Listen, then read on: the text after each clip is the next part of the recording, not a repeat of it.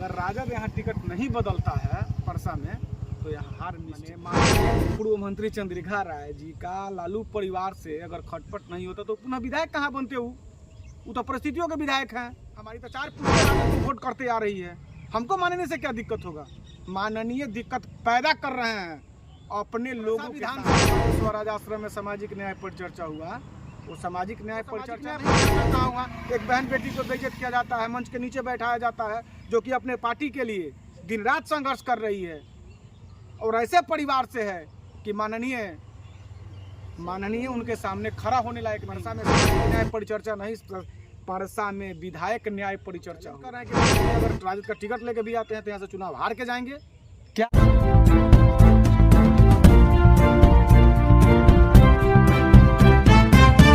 Sir 2025 विधानसभा चुनाव को लेकर परसा की राजनीतिक में उथल पुथल मची है, क्या लग रहा है? जिस तरीके से राजद का अगर बात किया जाए तो राजद में बहुत से ऐसे कैंडिडेट जो हैं सामने आ रहे हैं।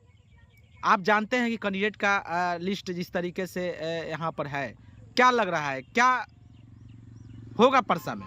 परसा की जो राजनीति है उस पर हम कुछ कहना नहीं चाहते हैं। सबसे पहले कि आप राजद की बात कर रहे हैं, अगर राजद यहाँ टिकट नहीं बदलता है परसा में तो यहाँ हार निश्चित है।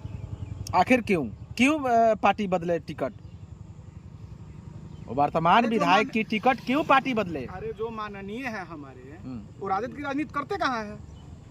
वो तो राजनीति करते हैं भाजपा और जदयू का।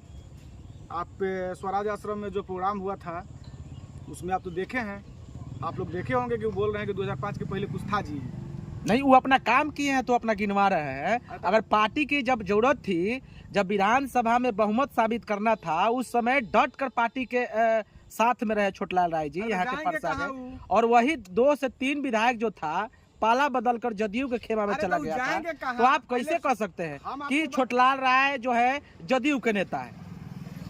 हम आपको बता रहे हैं कि वो जाएंगे कहाँ, उनको जगह कहाँ है। बेचारे पहले जदयू से विधायक थे, जदयू ने टिकट काटा, लोजपा में गए, लोजपा से चुनाव हारे। लोजपा से चुनाव हारने के बाद वो तो परिस्थितियों का विधायक न है जी। माने माननीय पूर्व मंत्री चंद्रिका राय जी का लालू परिवार से अगर खटपट नहीं होता तो पुनः विधायक कहाँ बनते वो तो परिस्थितियों के विधायक हैं।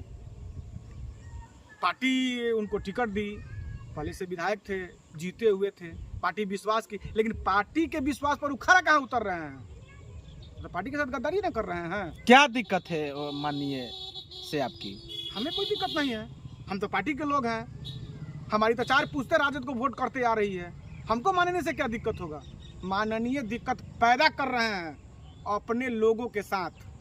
आला कमान अगर फैसला नहीं बदलती है या फिर से विश्वास करते हैं माननीय पर, तो आप लोग की क्या रहेगा? हम लोग अपना फैसला बदल लेंगे, हम लोग अपना फैसला बदल लेंगे। आप नहीं मानते हैं कि सीधा डायरेक्ट पार्टी के चैलेंज कर रहे हैं या धमकी दे रहे हैं? चैलेंज नहीं कर रहे हैं, हम पार्टी पर चैलेंज नहीं कर रहे हैं, हम पार्टी के विधायक पर चैलेंज कर रहे हैं। वो पार्टी का ऐसा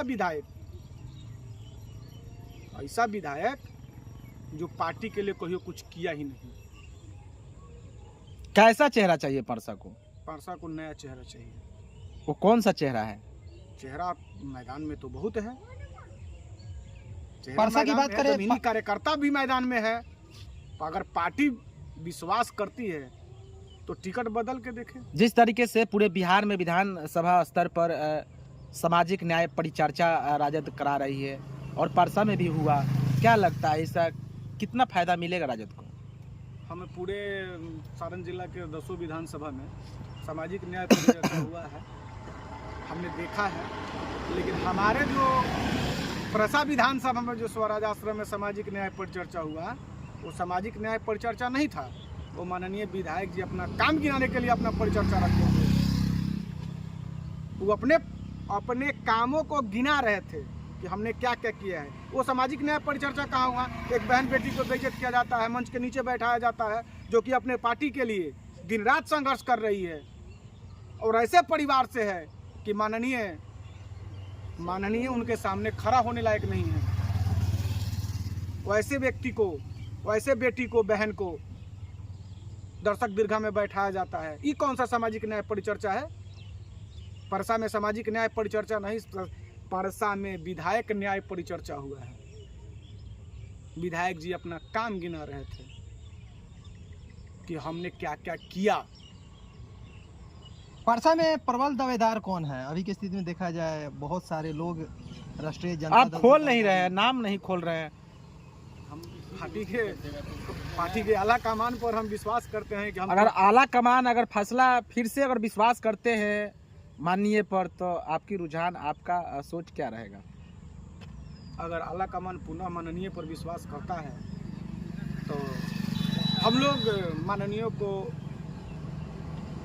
मैंने बहुत बहुत वोटों से हराने का काम करेंगे। तो आप एक राजद के कार्यकर्ता होने की दावा कर रहे हैं, और आप भी तो परसा की राजनीति की अगर बात किया जाए तो जदयू और नीतीश की भाषा बोल रहे हैं। ये पार्टी के विरोध है कि नहीं है, ये बताइए पहले। नहीं, हम पार्टी का विरोध कहाँ कर रहे हैं?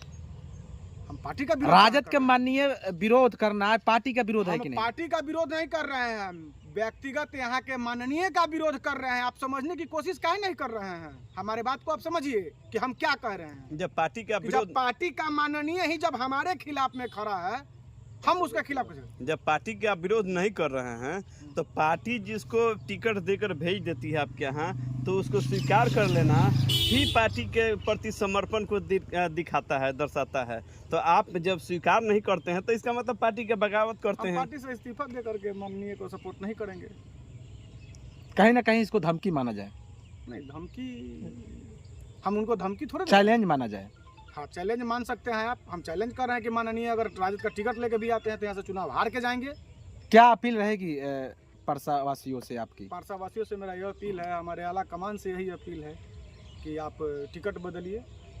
हम यहाँ से नए उम्मीदवार को जिताकर भेजने का काम करेंगे। बहुत बहुत धन्यवाद।